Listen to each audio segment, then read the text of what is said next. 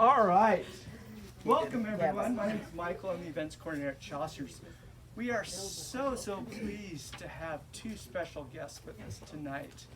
First, I'd like to introduce the gentleman on my right, on your left. He's a writer, he's a spiritual coach, and the author of Shapes of Truth, Discovering God Inside You.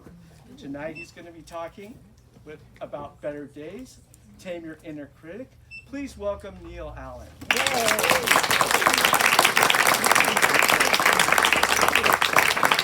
A woman who doesn't need an introduction, I'm going to leave it up to her. Hi, I'm Annie. I'm an alcoholic. Hi, Annie. I'm so happy to be here. Thanks for having us. This is our first standing reading. I've been doing readings for 44 years or something. Yeah, because 44 years, and I've never had a standing reading. So thank you for being willing, and thank you for coming tonight. I said to Neal in the car, now there may not be anyone there, because as Jeff will attest, it just happens. And I've had readings where, in the old days, back in our day, the publisher used to send a wheel of brie to readings. And so one time I did a reading in Berkeley where the only person there besides employees was a homeless man who would come in for the wheel of brie. They made all the employees gather around, and you know what, it just happens. But this is just tremendous. This will keep my current husband going.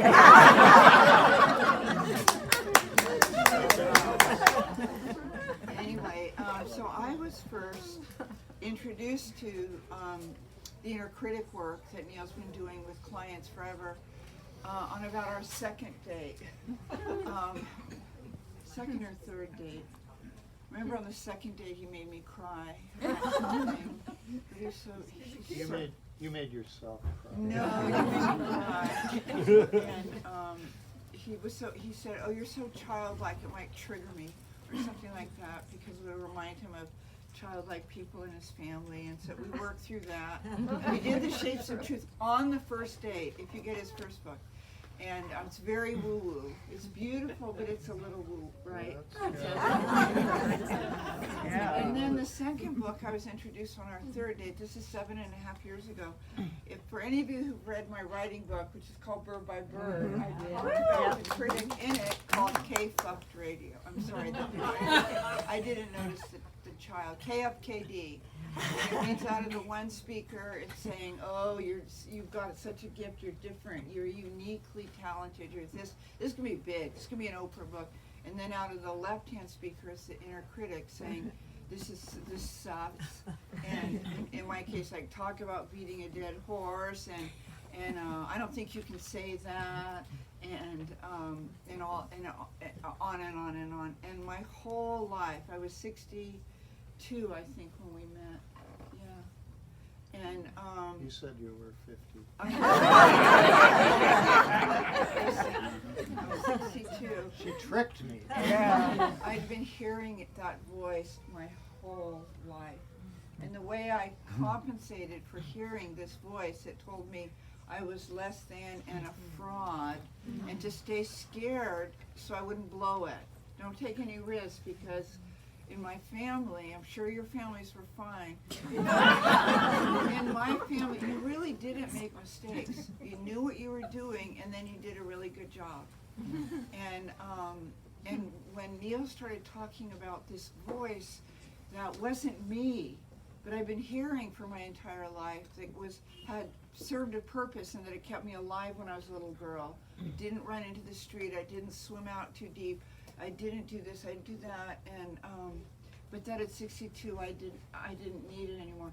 And he started teaching me the work that he's going to tell you about tonight and show you tonight, where I started to have a way of living with it. As he'll tell you, you never get rid of it completely, but the subtitle is Taming It, Tame Your Inner Critic. And I began to be able to say, "Oh, it's you," because you think it's me, you think it's yourself telling you the truth that you're a loser, right? And I started to realize it was this other thing, and I could say, "Wow, thanks. you go do this or that and I'm gonna get this morning's work done. So it changed my life, and I'm not just a shill, although I'm also that. Yeah.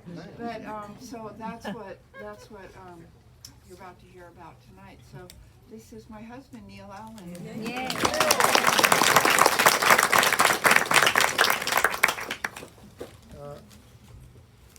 I'm going to read a little bit first, and then I'm going to do a little demonstration, and then if we have time, we'll do some questions, right? That sound good? Okay. My clients complain they're overwhelmed. They feel the civilized pressures of numerous expectations to advance at work, to launch their children well, to improve their marriages, to get healthy, to save the world from global warming, to find purpose after retirement. They are concerned about something they call wasting time. What is it to waste time? Is time really a resource that needs to be replenished like money? If I'm not doing time right, then am I lazy, procrastinating, distracting myself, pandering to whim, being sinful, self-indulgent? So many descriptions are available to belittle me for not spending my time fruitfully. God help us if we were put on this earth to achieve, lead, and maintain constant productivity. These are the concerns of social maintenance.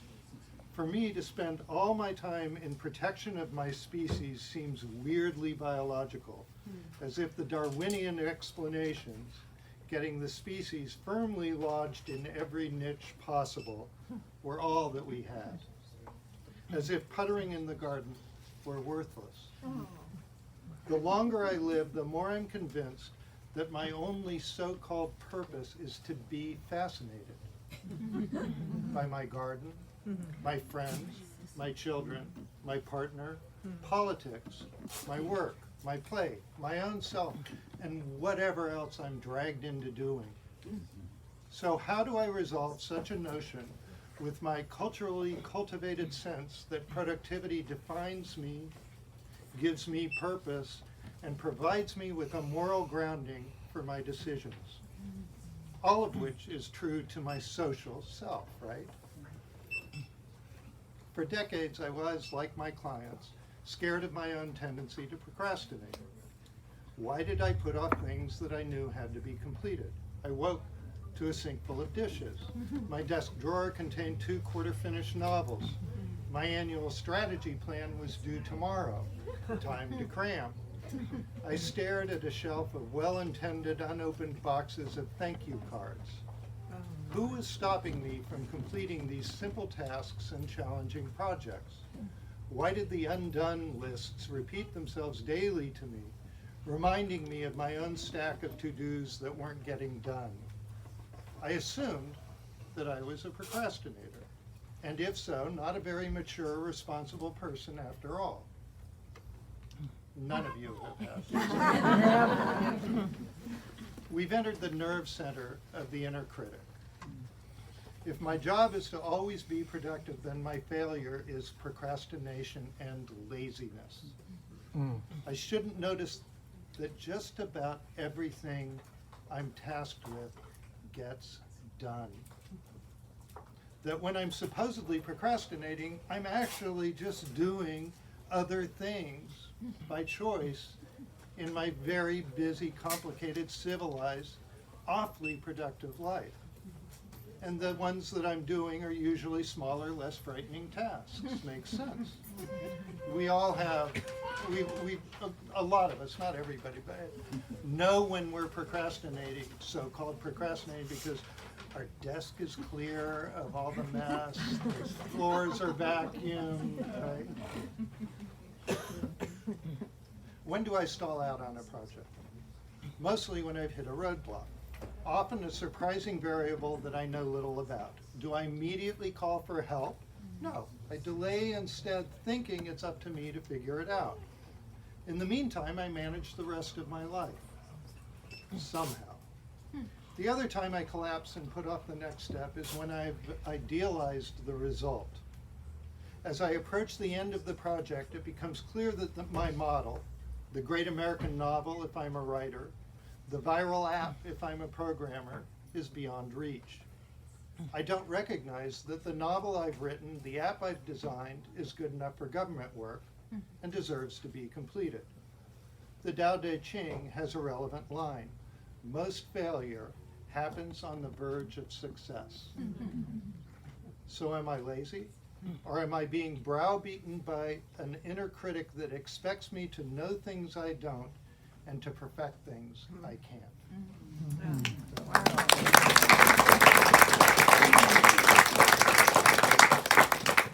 So the thing that all of us call our inner critic, that has these messages that it brings to us saying that we're not quite good enough, or we're not quite lovable enough, or we don't have enough friends, and we need to do a little better every day, and we need to have more of a consistent, productive life. All of those messages brought to us by a voice. We hear it in words, almost all of us. Freud discovered this thing and gave a name to it, anyway, more than 100 years ago, and he named it the superego. And he told us in his brilliant work, which oddly enough, it's about the three parts of the standard model now for the ego, and the three parts are the id, the superego, and confusingly, the ego also means a part that manages the two. And so it's all three. The ego is all three, and it's also this small part. And he called this book, a short pamphlet book, The Ego and the Id, but mostly it's about the superego, even though that's not in the title. And he believed it was subconscious, necessary. It was there to offset predatory and overly libidinous urges. Right? So he believed that we had a bad seed, basically, that would endanger the people around us and would corrupt society unless each individual had that danger of corrupting society, unless it was balanced by a socializing force called the superego. And that superego is exactly what you guys hear and know as the inner critic. But two interesting things. One is, you're not born with it. You're born with the id side, the instinctual side, with your instinct for survival and your libidinal instincts. Those come right out of the womb, right? But the superego, whose language is right, wrong, good, bad, doesn't really show up much until you're 5 or 6 years old. So until you're 5 or 6 years old, you're not really thinking right, wrong, good, bad. You're not projecting yourself into a better future. You're playing, right? You're playing with you're doing one thing and then the next thing and the next thing. You don't give yourself postmortems. Gee, I should have played better with my easy bake oven.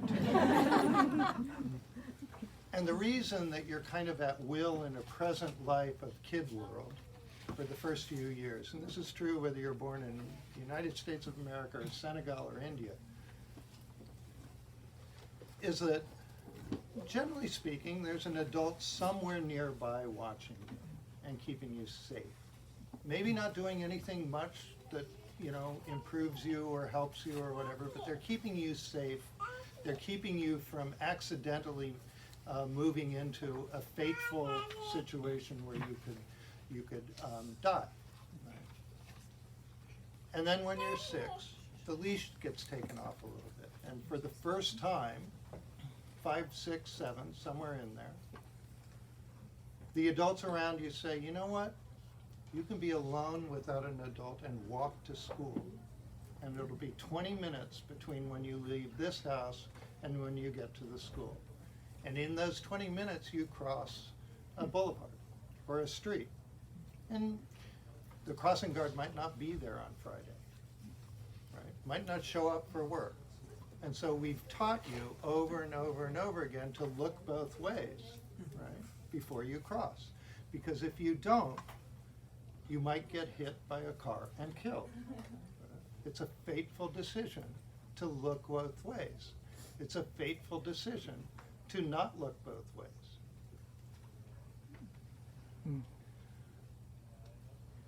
Well, what happens when you're about to cross the street and you forget? A little voice shows up. And what Freud said was, and nobody's ever really understood or described why this happens at the same time, at the same point of development, across the world to all people in civilized societies. It's not necessary in tribal societies, so ancient Stone Age kind of tribal societies.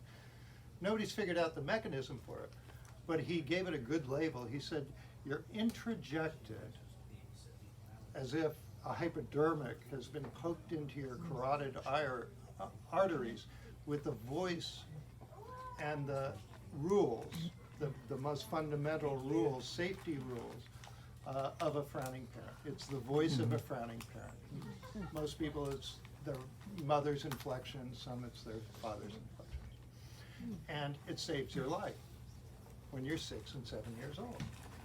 And it's also 6 and 7 when you go to first grade and you have to sit in rows instead of have self-determined play, and you have to do things in an orderly fashion and raise your hand instead of tug at the teacher in order to go to the bathroom. And you start learning all the rules, right, in first grade, and you know, there's an order to them, and you learn the most fundamental ones when you're how to behave in social situations, and then you learn more subtle ones over the years. By the time you're 12, you've learned most of the rules, and by the time you're 17, you've learned all the rules. All the rules necessary for being a moral person in a social in all the social situations you're going to face, right? You've developed pattern recognition, so you've learned that the golden rule applies in school this way with these friends, and this way with these enemies, and this way with these situations, and you're sophisticated. And you still have a frowning parent who isn't sophisticated, who's barking at you and telling you the same stupid things over and over and over and over again. It doesn't grow up. You grew up. Your inner critic, if you listen to it, is incredibly repetitive. If you investigate what it's saying, it thinks in circular reasoning, like a great comment that almost everybody gets from the inner critic. Whether you have 100 friends or 5 friends, the inner critic will tell you you need one more friend, and you better get out there and be attractive to one more person and get one more friend. You don't have enough friends, right? And then you ask it, why do I need more friends? And it says, because more friends are better. That's the reasoning of the voice in your mind, right? It's not a full-fledged person. It's simple-minded. And I can prove this to you. And I can also prove to you, and that's the point of the book, is to prove to you that it's also not you. It's a foreign body introjected in you that has outlived its usefulness. You would be even more appropriate and just as moral without it barking at you. So I need a volunteer. There you go. Closest, all right? What's your name? Valerie. Valerie, Her to okay. come up closer. Yeah, why don't you come up a little closer and oh, you'll also be on the video. Wait, actually, Annie, leave that right there, and I'll look sideways. Thank you. Thank you. I'm sorry, your name is? Valerie. Valerie, sit right here. Yeah. And now that you have agreed to this, I'll tell you, I'm gonna force you to disclose all sorts of vulnerabilities and shameful things that you've done in your life, okay? You ready for that? No, I'm not. Where's my list? Yeah. So what sort of things does your inner critic tell you? You're not doing enough. Not doing enough, and what else? You're not doing it well enough. You're not doing it well enough. Anybody heard these? Oh, by the way, I should ask you, Who here has an inner critic? And who here has long believed that they're having a conversation with themselves? When you hear these belittling thoughts, right? They're belittling and they're kind of snarky, right? Yeah. When you hear them, whose inflections from your past do they have? Or do they? I'm not sure. Perhaps kind of part of my mother and part of my brothers. Okay, your older brothers, I would guess. Yes. Yeah, they can be bullies, Or can't not. they? Obviously, I had an older brother. Sorry, Eddie, I love you.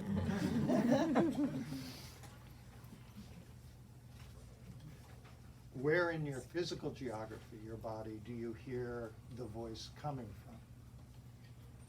The back of my head. The back of her head. Most people hear it at the back of their head, some at the top of their head. Some people hear it in the front of their stomach, but most people it's back here. It's always behind the eyes, and it's always talking into the ears, kind of in a whisper, right? It's kind of subvocal. So my line about that is it's not subconscious, it's subvocal, right? And so notice that you're kind of hearing it from a particular place into a particular place.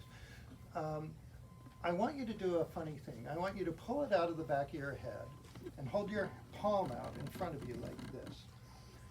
And stare, and it will appear, and it will take the form usually of either a person, an object, or a creature. And tell me when you see what it becomes.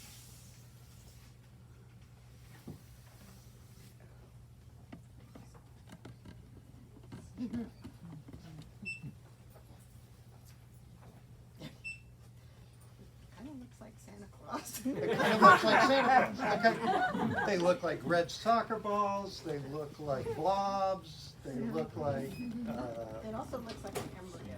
Or an embryo. Okay. So which do you want, Santa or embryo? Santa, I guess. Okay. because that was We'll what- call it Santa. Does it have a face? By the way, if you guys want to follow along and do it yourselves, feel free to do it. It's only going to take about 10 minutes. Okay. Maybe even less. Yes, it has a face. It has a face. Does that face have an expression? Yes. Okay, what's the expression? Yeah. Yeah. Kind of glowering? What would you Yeah. call it? Yeah, between mad and sad. Between mad and sad, yeah. These are not cheerful beings. Your inner critic is not a cheerful, welcoming, warm being. It's always snarky. I shouldn't say always. It can get clever and morph into, oh, I'm just trying to help you. But even then, you hear a little bit of passive aggression in it. So it's only using negative reinforcement one way or another. I'm going to feed you a question, actually a series of questions, to ask out loud your Santa, and it will answer. And so say out loud the question, say out loud so we can all hear it, in its words, its answer, okay? So the first question to ask it is, when did you take charge? When did you take charge? There's that embryo. Okay, it's embryo now, yeah.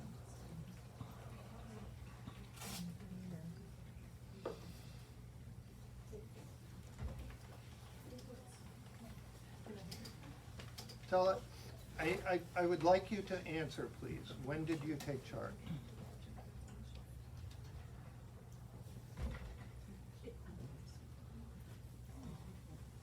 As if he was talking to me. Yeah. When Yeah. you were 6. When you were 6, okay?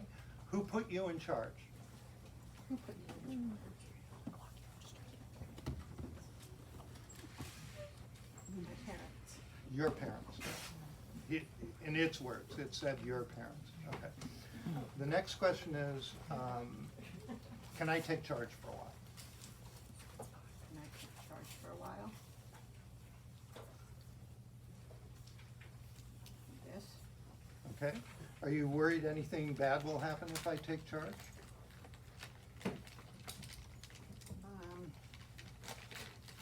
Yes. Oh, ask it aloud first. Oh. Are you That, worried? by the way, let me pause a second. The reason I'm being so strict about ask it aloud, part of this exercise is getting used to the idea that it isn't you. And that even if you think that you're hearing it in your head and you're saying, well, it was talking about me and saying that, no, it isn't you.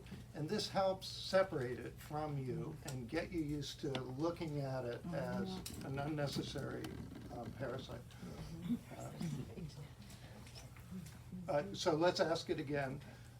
Are you worried something bad will happen if I take charge? Are you worried something bad will happen if I take charge? Answer yes.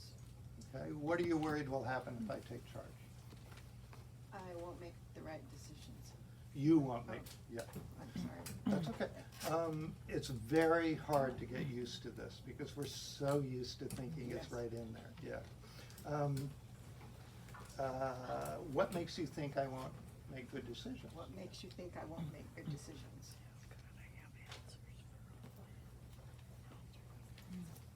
Because you haven't made good decisions in the past. But weren't you in charge? Isn't that? Isn't that on you? I always get a kick out of that one. Well, what's its expression when you say that? Well, kind of went like. Yeah, there we go. Yeah, doesn't want to hear that. Are you worried something bad will happen to you if I take charge? Are you worried something bad will happen to you if I take charge?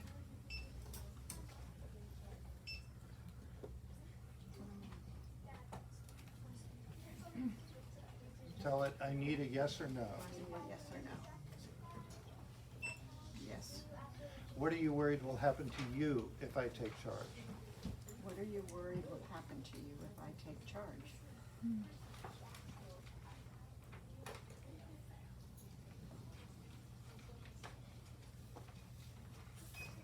Disappear.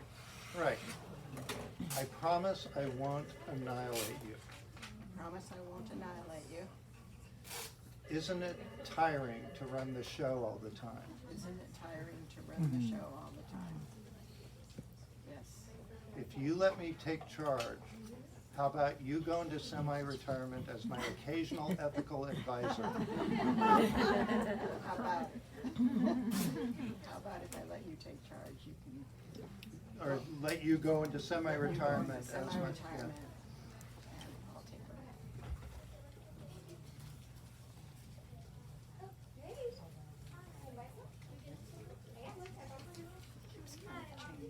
Yeah. It's not really ready to give up the ghost, right? But just say to it, I know this will be hard, and let's make a deal that you'll try to let me take charge for a while and see how it goes. How's that? I know this will be hard, but how about we give it a try and we'll see how it goes. Okay. Okay, that's good. And if we succeed at this, you will have completed the job you started, which was to turn me into a mature human being on my own 2 feet. When we do this, we will have completed what we started, which is to turn me into A mature human being. being on my own 2 On my own feet. 2 feet. Yeah. Thank you. This won't be easy for you. I don't expect you to be perfect at it, but this is very important to me. This won't be easy for you. You won't be perfect at it, but it's important for me.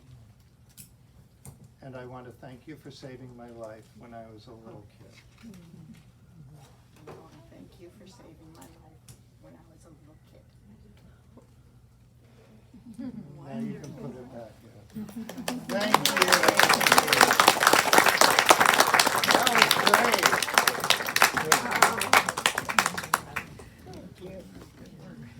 So, the one thing to do, well, you'll take away whatever you take away from what you just saw, but I'm gonna tell you something that just either cracks me up or knocks me out, depending on what mood I'm in. They all answer the questions the same way. They're all more interested in their own survival. And and they're all that snarky in the conversation.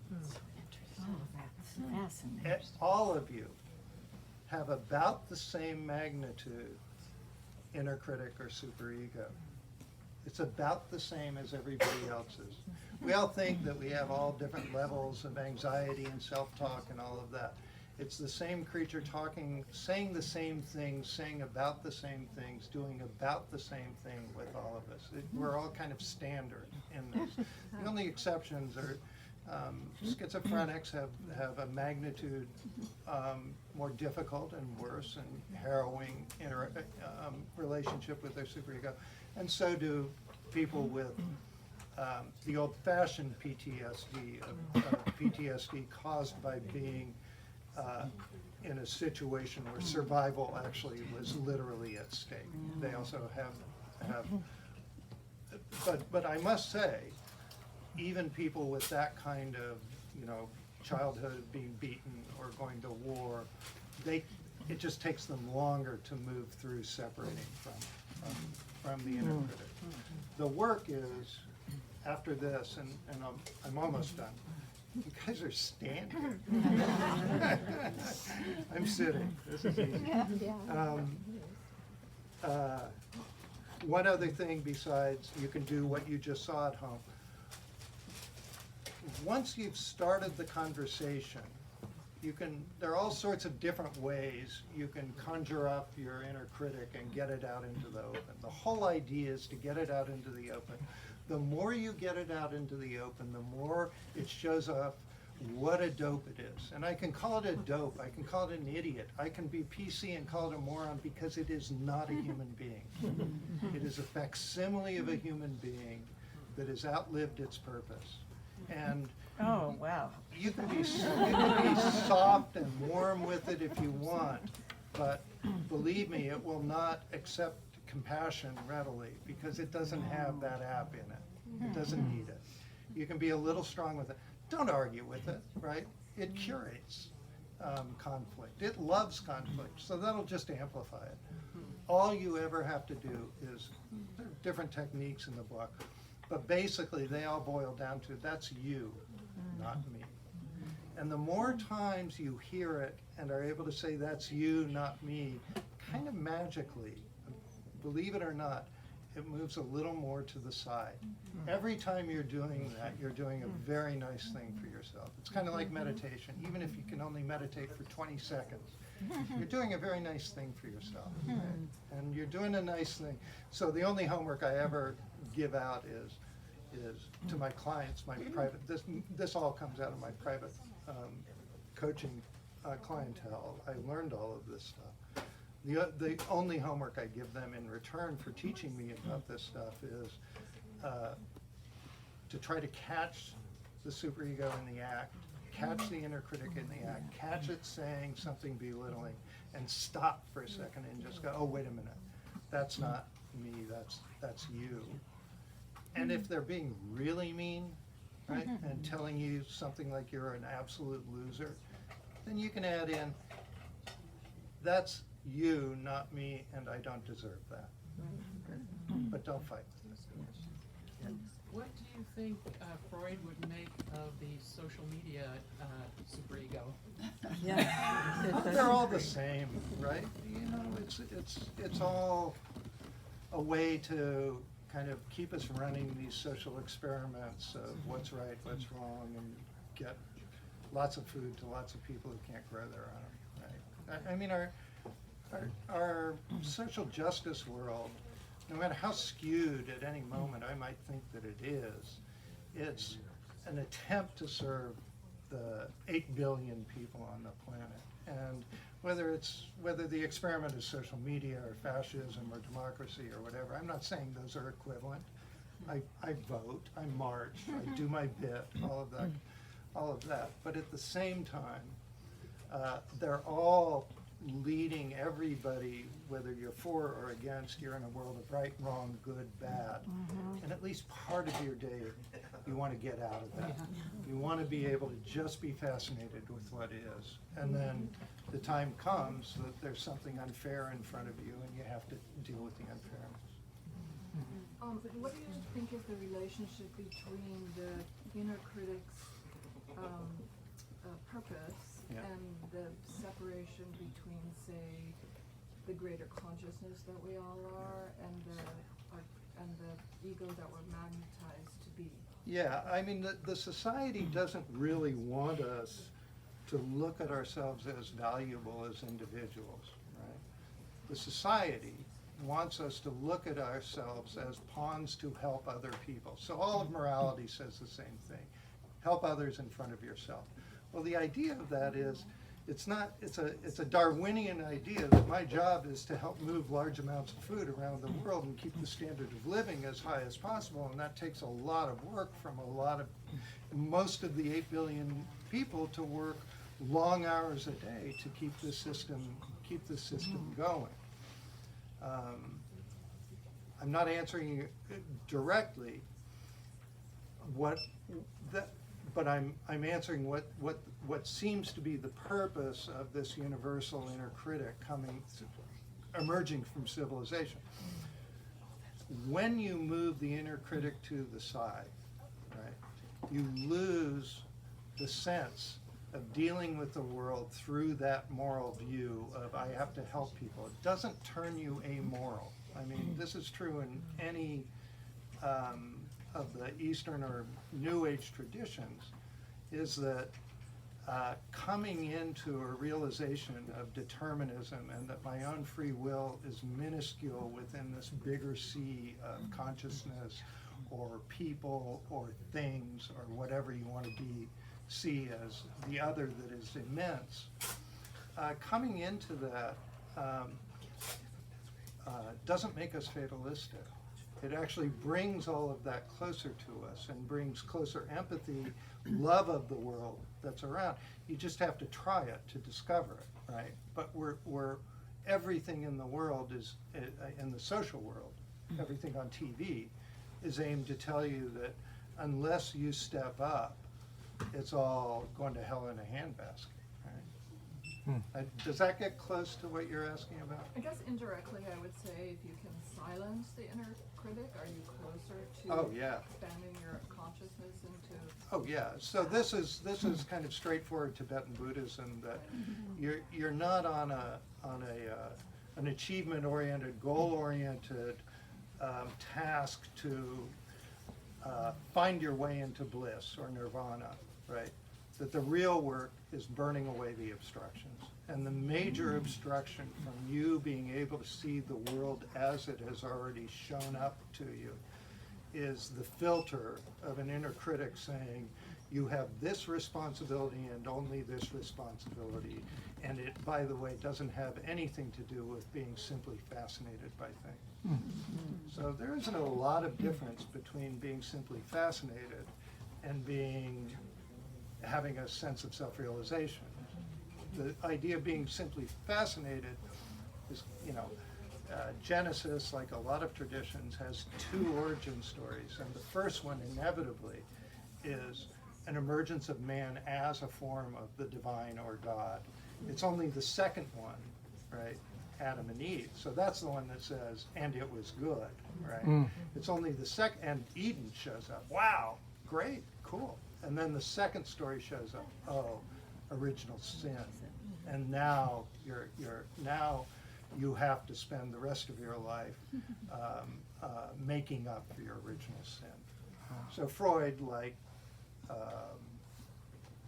Christian religion, not necessarily Christ, but Freud, like the Christian religion, assumed that we're a bad seed.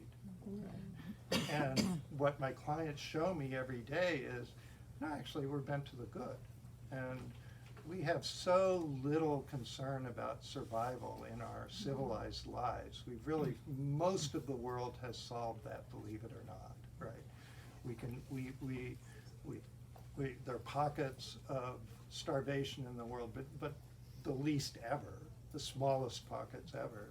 Mostly 8 billion people, most of the time, aren't actually they're not starving to death right now. And if you're not starving to death right now, and you're not in survival, you should be able to spend some time appreciating the world as it is. I haven't read the book yet, but do you talk about, my inner critic likes to come out like at 3 a.m. Oh, yeah. Blast me for everything Exactly. that I Yeah. did wrong during the day or am Yeah. going to do wrong in the days to come. Yeah, and unfortunately, the only thing I know to do about that, well, two things. The first thing is, you know, perfection is its own torture mission. So you're never, I don't know whether somebody could be so good at this that they got rid of their superior. I don't care, Yeah. right? It's not going to happen to me. Right? I'm going to reduce it. My anxiety is going to be reduced significantly when I reduce it, and it will pop up, right? And when it does pop up, and when there is conflict in my life, and when there is self-belittling showing up, the one thing I don't want to do is belittle myself for belittling, for being belittled, right? I don't want that, I don't want to give it that power, right? And so, you know, I have these tapes that we use this term triggered, and I have a tape is triggered, and I overreact, and I exaggerate a danger, and the tape starts rolling. And all I care about is that now, as the tape is rolling, there's a small piece of my authentic self available to me that's going, I can't believe I'm still doing this. I'm still doing it, right? I'm still barking at somebody, I'm still upset, I'm still anxious, I'm still upset.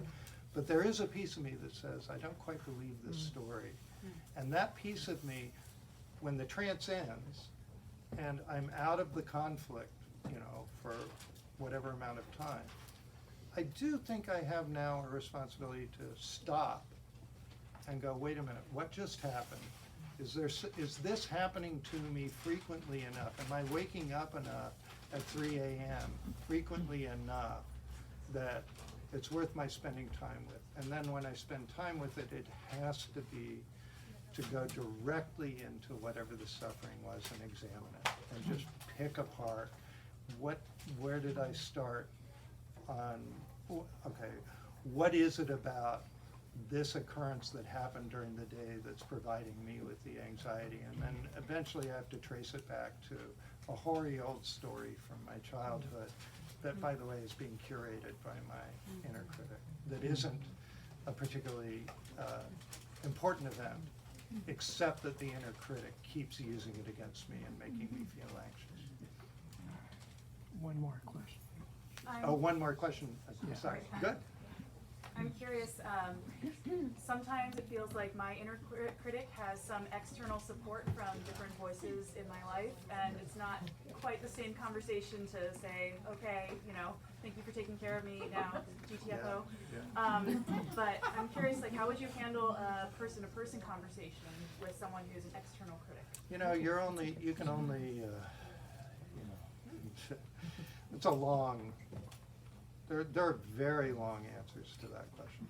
The short answer is, just worry about yourself for a while. Take the time to do the work, you know, and then come back into the world after you've done that work and see whether it's different.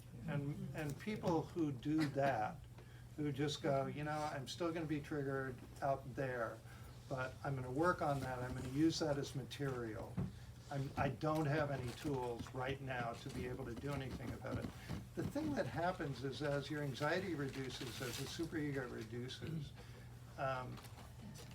the annoying things people do become less annoying.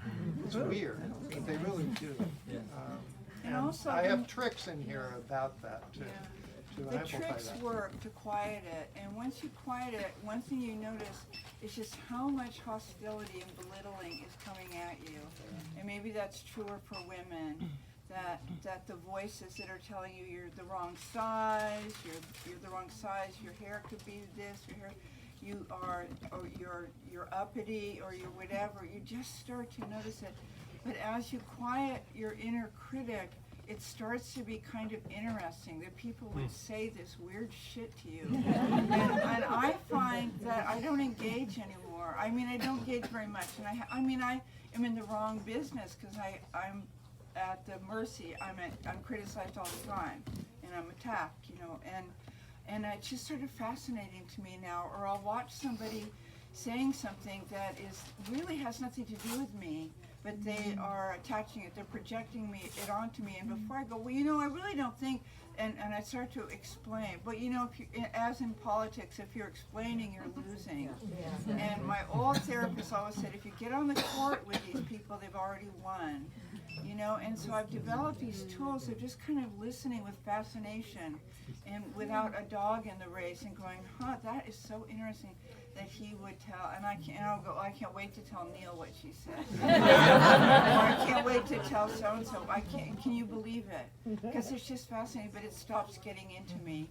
You know, it's kind of like a protective force of, because I'm curious about it now. I'm not a 7-year-old child. I'm like, wow, I can use that. You know? And that's good material. One other thing, you come to notice that everybody's on defense. Nobody's actually on attack. It looks to you like they're attacking you, but actually all they know about themselves is that they're defending themselves. And it's kind of awful to learn that, right? Because you have to like deal with the fact that there are bad people and enemies and they're on attack, and wait a minute, they're bad. Everybody agrees they're bad. Well, yeah, from a social political view, or from a will that be a friend of mine view, that's true. But in fact, the people who attack the most are the people who are hurt the most, you know, and they really think they're defending themselves. Neal Allen. Neal, Annie, thank you very much for coming.